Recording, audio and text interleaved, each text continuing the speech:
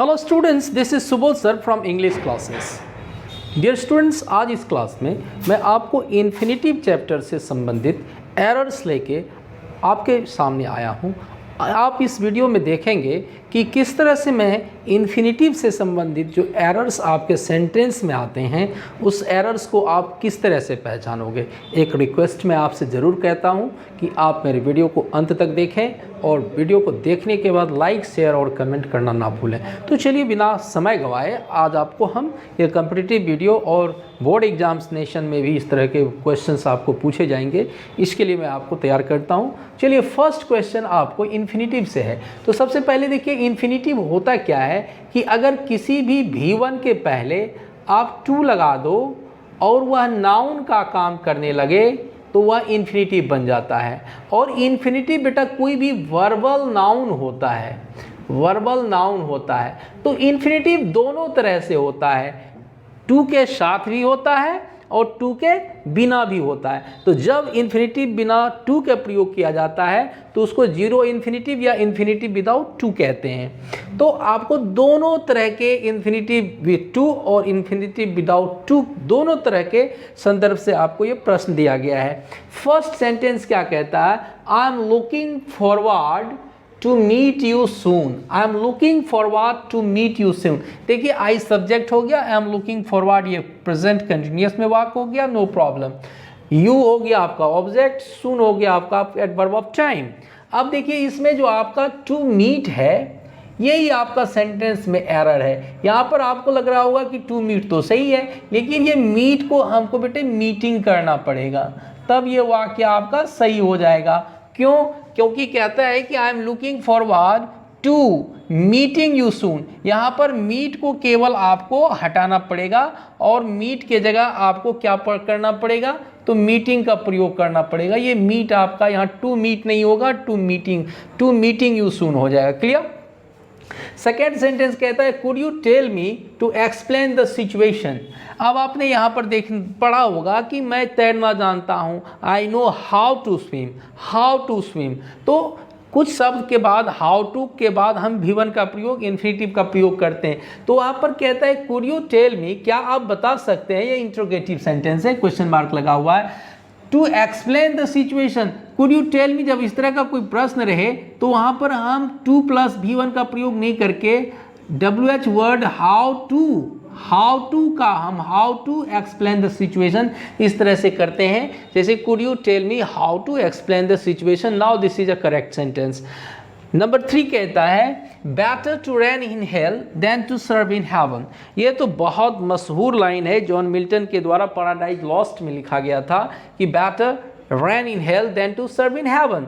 अब यहाँ पर आप देखिए, आपने इन्फिनिटिव विदाउट टू पढ़ा होगा कि बेटर के बाद हैड बेटर,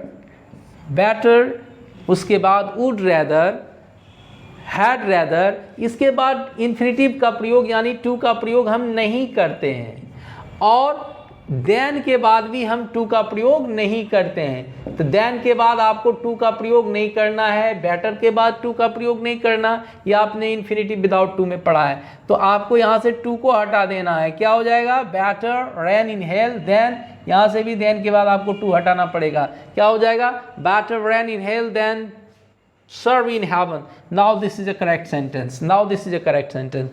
Number 4 कहता है she was known having hidden the jewelry box. ये देखिए having जो है आपका ये V4 यानी gerund के फॉर्म में है। she was known having hidden the jewelry box। अब यहाँ पर हमको having को हमको टू प्लस have के फॉर्म में लाना पड़ेगा ताकि यह सेंटेंस आपका सही हो सके। तो क्या हो जाएगा? she was known to have hidden the jewelry box. Now this is a correct sentence. Number 5 में कहता है English is difficult to be learned। अब to be learned ये आपका पैसिव फॉर्म में है ना, लेकिन यहाँ पर सेंटेंस आपका क्या है? एक्टिव फॉर्म में है। तो एक्टिव फॉर्म में हमको क्या यूज करना पड़ेगा? To plus V1। तो आपका सही क्या हो जाएगा? To learn. English is difficult to learn, ये आपको हटा देना है और टू लर्न का प्रयोग करना है। टू बी लर्न का पैसिव फॉर्म का प्रयोग हमको यहाँ पर नहीं करना है। नेक्स्ट सेंटेंस आपका है कि she can do nothing but to abuse.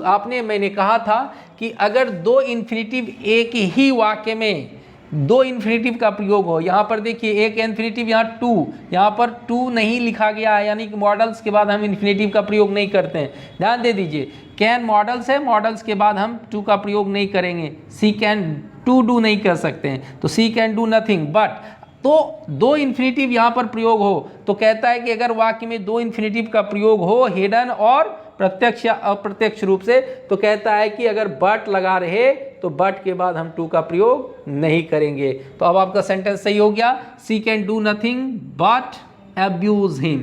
but to abuse him सुनने में अच्छा लगता है, but grammatically this is a wrong sentence। तो क्या हो जाएगा, she can do nothing but abuse him।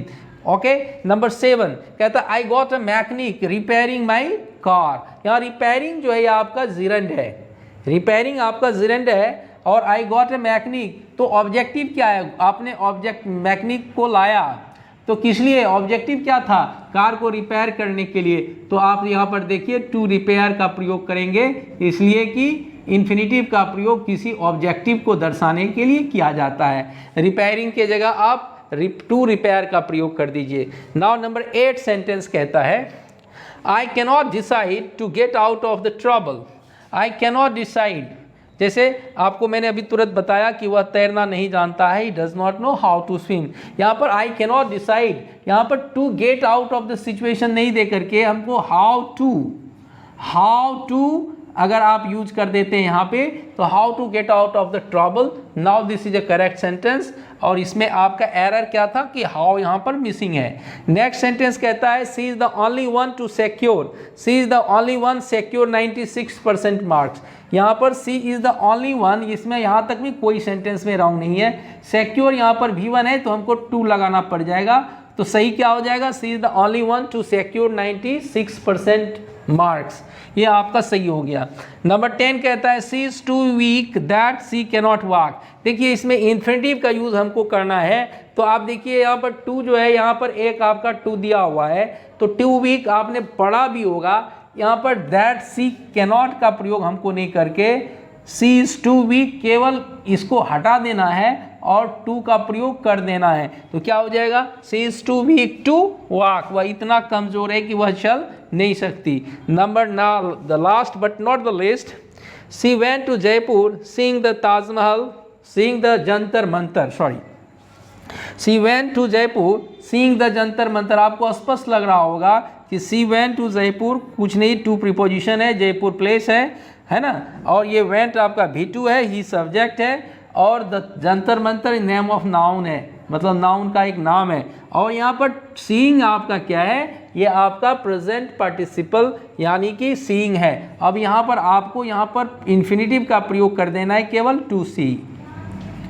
C the Jantar Mantar. So यह सेंटेंस आपका सही हो गया, she went to Jaipur to see the Jantar Mantar.